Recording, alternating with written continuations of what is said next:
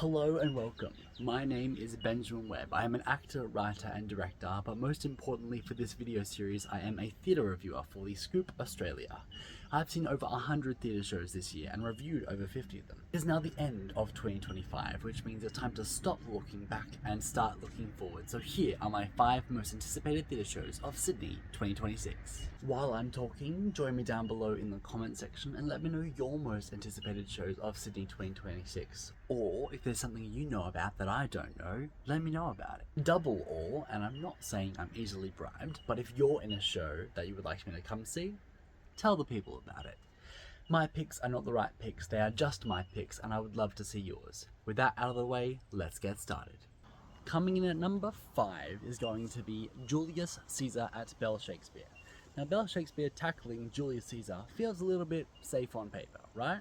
But that's exactly why I'm excited. I really enjoyed their version of Coriolanus this year, particularly seeing Hazem in a different role to Macbeth than he was in 2023, and I haven't yet seen a production of Julius Caesar, so it'll be my first time sort of seeing the play, whilst knowing the story, and obviously those infamous Mark Antony monologues, the friends, Romans, countrymen, as well as the "Oh pardon me, thou bleeding piece of earth." Apparently this is one of Shakespeare's most politically volatile plays, dealing with power, populism, mob mentality, and so we'll see how sort of Bell looks and tackles that. When they're at their best, they strip back to the text and let the ideas land clearly rather than over-conceptualizing. So yes, I'm really interested to see the rise of Caesar, the cowardice of Brutus, and the chaos of the crowd under the order's collapse. That's why it comes in at number 5.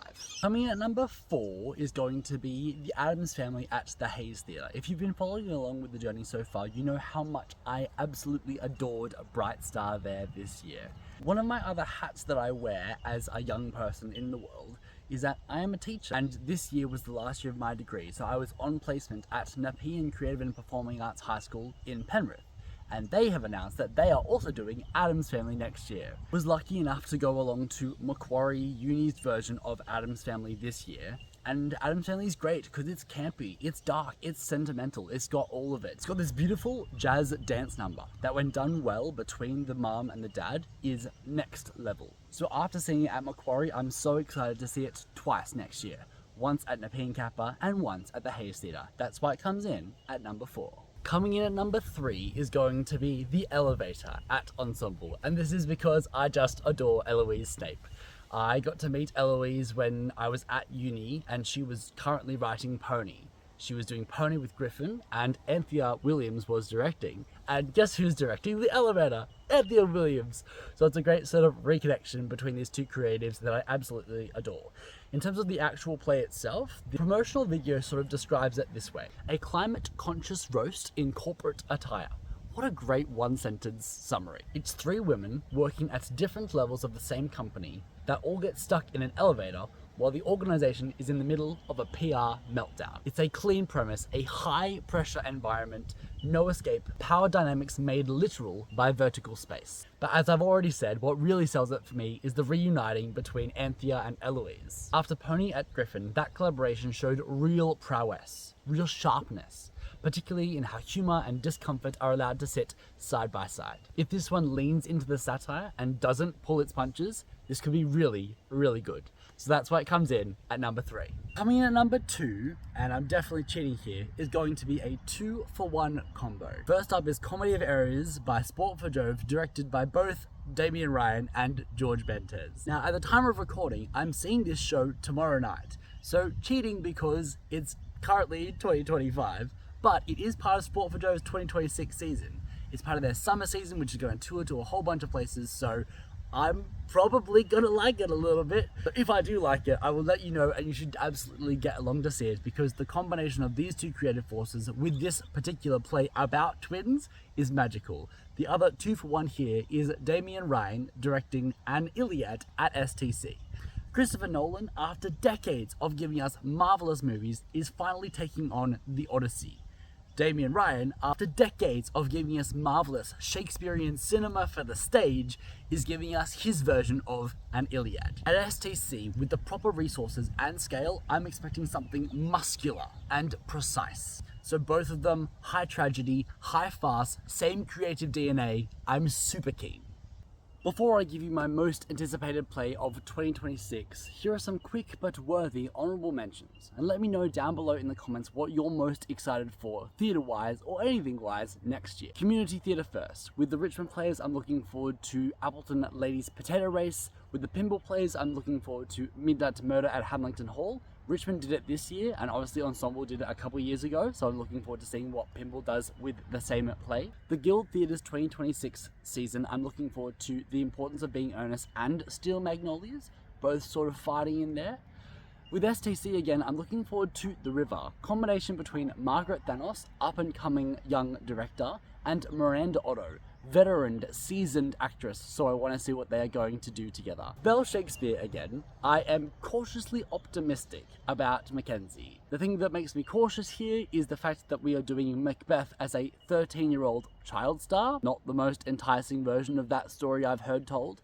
But the thing that makes me optimistic is that it's Eve Blake. Coming off her crazy amazingness with Fangirls, I want to see what she's got in store. And at Belle's season launch, they said that it was really funny, so I'm hoping that it's really funny. Again with Sport for Jove, because I love it so much, is Damien Ryan's written and directed Prometheus. I was in a position to be able to read this script this year, and it was interesting to say the least. Not something that I would seek out myself, but because it's Damien and because it's Sport for Jove, I really want to see how he's going to direct his own work. At Ensemble, they are doing the sequel to Midnight Murder, and Jamie Oxenbould and his partner writer are coming back to do Midnight Murder on the Christmas Cruise of Death. How exciting. And also Mary Rachel Brown's The Dapto Chaser. I got to watch and analyse this play whilst I was in uni, and then got to chat to Mary when she was doing Chicken and a Biscuit with Jamie at Old Fitz this year. So I'm looking forward to revisiting her work in this new capacity with Ensemble. Those are some of the plays that I'm looking forward to. What are you looking forward to? Let me know. There is plenty of fabulous theatre to look forward to in 2026, but coming in at number 1, going to be my most anticipated play of 2026, has got to be Islander at ATYP.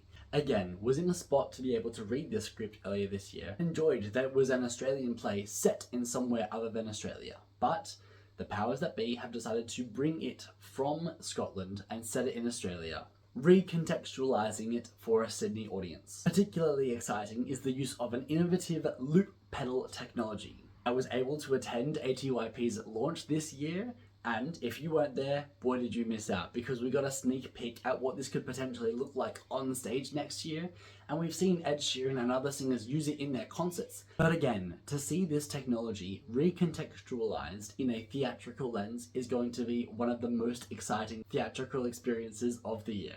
And it's exciting personally to see 2 up-and-coming young creatives being platformed by ATYP within this show. Madeline Pickard, I've seen her doing a whole bunch of things at Old Fitz, at Ensemble this year, so to see her at ATYP is really exciting. And then Aidan Abelada, who was part of the ATYP program last year, had to go away and is now coming back in this capacity, is unbelievably exciting. But the reason that it's at number 1 is because, again, as you will know, and I've already mentioned, I absolutely adored Bright Star at the Haze this year. And Miranda Middleton, the director of Bright Star, is coming to join forces with Hayden Tanazzi, obviously the artistic director of ATYP, to co-direct this piece. So I am unbelievably stoked for what she's going to bring. The way that she presented the musical Bright Star is going to lend such credence to the musical elements of Islander at ATYP. This feels like a production that knows exactly what it is and why it exists. And that's why it is my most anticipated theatre show of 2026, coming in at number 1. If you liked this video, give a like right back to it. Subscribe for more of my Sydney theatre thoughts. And next week, I feel it's only fair to do to myself what I have been doing for other people these past few weeks. So be sure to come back to hear what are, in my opinion, my 5 best performances of my career so far. Other than that, be well, stay safe, don't die, and I'll see you next time.